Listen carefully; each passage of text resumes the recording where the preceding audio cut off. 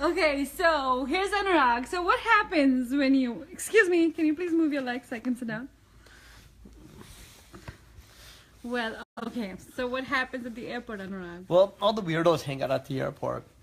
So first, I thought it was just Terminal 5 that had all the weirdos there. Let's start with 2000. So what happened in 2000 when you were going to India to get married? Oh, something happens every time I go to India. There's always something going on. No, something always happens when you go to the airport. Yeah, so when I went to the airport one time, like, there was this huge family. I think it was a Sardar family, if I recall. Probably like 20 of them, all going on the same flight to India. Sure. Yeah, grandmother, the mom and dad, all the kids, the cousins riding around. And, you know, they can't sit all together because that's too difficult. Sure. So their nani, dadi, or whatever she was like 90. Like, her son's sitting next to her, and her family's all there, but she needs help with her food. So she doesn't ask her family. She asks me for help. Why is she asking me for help? What do you mean she needs help with She needs food? help opening up the utensils and like what the food is on her tray and stuff like that. So she's talking to me in Punjabi, asking me for help. Like, your whole khandan's taking up the What whole did plane. she say in Punjabi? I don't remember. It was, Be it was descriptive. 17 years ago. I don't remember Okay. what she said. I was trying to keep to myself. As usual. Yes, I don't want to talk to anyone when I'm on the plane or I'm in the airport. I try to keep to myself. That's why I have a mean face all the time. And some people just don't get the message. Besides Okay. saying, look, he looks upset and angry, and we probably shouldn't talk to him. They do come and talk to me. And then when I'm like, and then whenever... But you look desi until you open your mouth, right? You know that, right? You look, you're like a It was fob. a plane to India. I wasn't the only Desi person on there. The Okay, only plane anyways. that flies to Amsterdam at night has 10% people Okay, going to wait, Europe. so what happened? So she asked you for help, which is okay. So I helped older- her, but then like I'm looking at her kids going like, hey, why don't you help out Nani since you're on the plane with her, dude? Why don't you get off your headphones? So you opened her utensils. Yeah, but like I can't talk to her in Maybe she Punjabi. got her nails done, so... Well, maybe her family should help her out and take care of Granny on the plane. Okay, so... Okay, they're on their way to Amritsar to the Golden Temple. Maybe they should help out Nani on their way to Amritsar. Anyways. Okay, so what happened next time? Well, and then I'm in the terminal, and for some reason when I'm in Frankfurt or I'm in Amsterdam, every single Indian, besides listening to the directions of a terminal to go to, besides asking the people who speak Hindi, who are the air hostesses standing outside when they come out of the terminal, they have to ask me where to go every single time. Besides looking at the long line of Indians, there's 800 Indians lined up for the flight to New Delhi. They have to ask me, Beta, and start talking to me about what flight they should go on. Like, how did they say it? I don't know, they just come up to me with these pathetic looking eyes because no one else will help them besides me apparently, and I'm the rudest person you'll find. And they're, Beta, ye to New Delhi. But ki you don't jahan look se?" rude. Oh, well, I'm going to practice that then. Well, that's good feedback. I got to work on that then. Okay, And they so- always ask me, and then there's like 800 Indians in line in front of them, 3 feet away, and they'll walk 20 feet to find me because I stand in the corner by myself and ask me. Like, really, why can't you ask the 800 people in India? Why can't you ask the lady who's talking in Hindi, the one Indian lady who's an air hostess there? Ask her, not me. Okay, so what did she say, Beta? What? I don't know, something about where the line is to go to New Delhi, and it's like, and then the thing is Which too. is okay. You know, Well, what sometimes- I don't understand is okay. First of all, there's like 800 Indians that, and they're not doing anything because the flight doesn't leave for 3 hours, so they're just sitting around. Half of them are sleeping on the ground in the terminal, anyways. Just ask one of them. They've got like their cloth out there, just sitting there laying down, eating chane bhature cold and stuff. Like, ask them. They might know where the flight to India is going. Heck, they're your relatives. Ask them probably. Why are you Okay. asking me? Okay, that's fine. So, what else? What Well, other it examples? always happens when I'm at the airport. One time when I was dropping off you guys at the airport, Shika, Shania, and Rihanna go to India. Like, I'm standing there. Shania, Rihanna, Shika, they're like checking in or they're doing something or Shika's waiting for something. And like, people just randomly come up to me who live in America, who speak English, but are Indian, and ask me questions about the airport. Like, when's the flight going to leave? I don't know when it's going to leave. Look at your ticket, dude. Look at the thing. Ask the people who are wearing the uniforms. Ask them.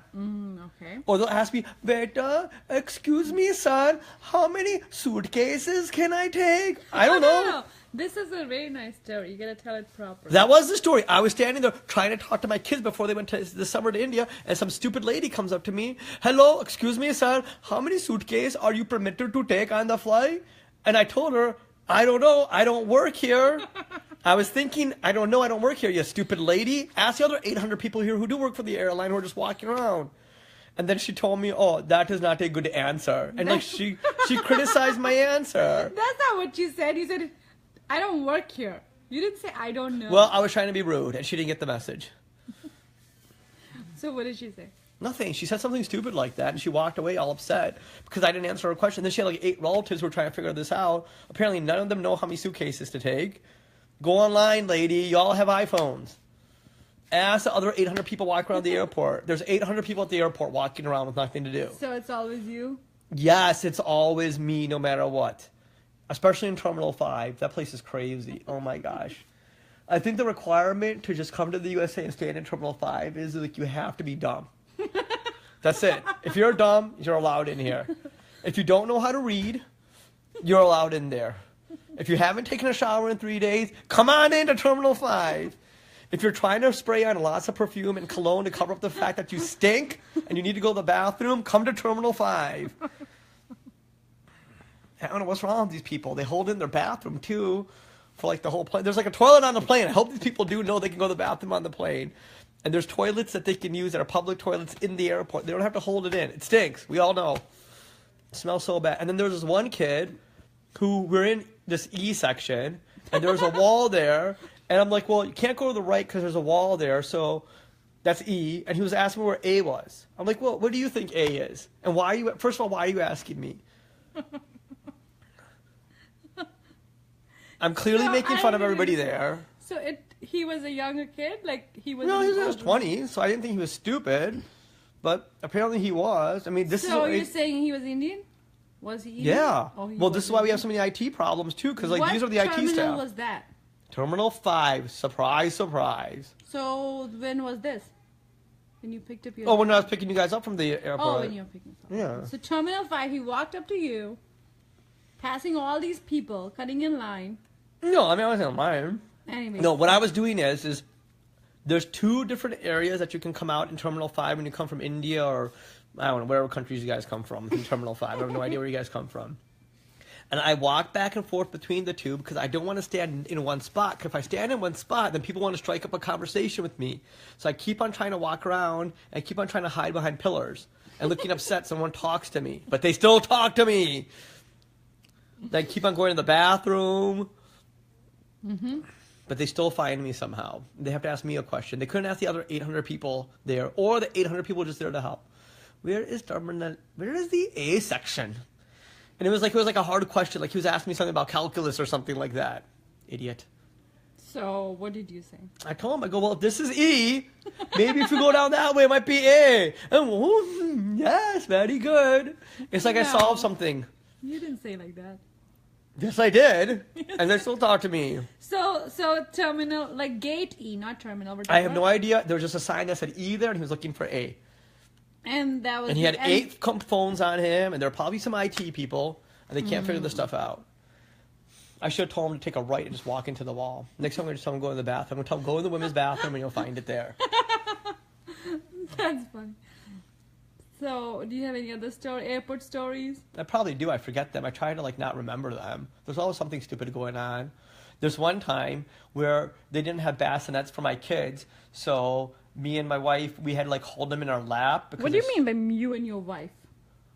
Well, we were coming back from India, and they didn't have bassinets, so they gave us a first row of seats, and the first row has more leg room, so okay, your babies can lay down on the ground, they can have a break there because there's more leg room right in the first row. Well, then some idiot, besides walking 3 feet to where you could actually walk between rows, wanted to walk there. And then he got upset with me when I said, no, my kids are lying on the ground sleeping here, and it's an aisle. It's not it's my row. This is where my seat is. You know, you can't cut across people's seat there. Go to a proper way where the ladies have their area there. That's where you walk through. Where the air hostess, you walk through there to get to the other side. But you want to cut through our aisle, where our seats were. And my kids were sleeping on the ground there. They were small babies because they gave us more space there so they could spread out and sleep. Those are the stupid people on the plane.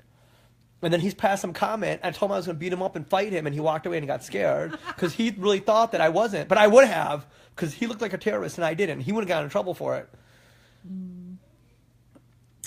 Okay. So that's it?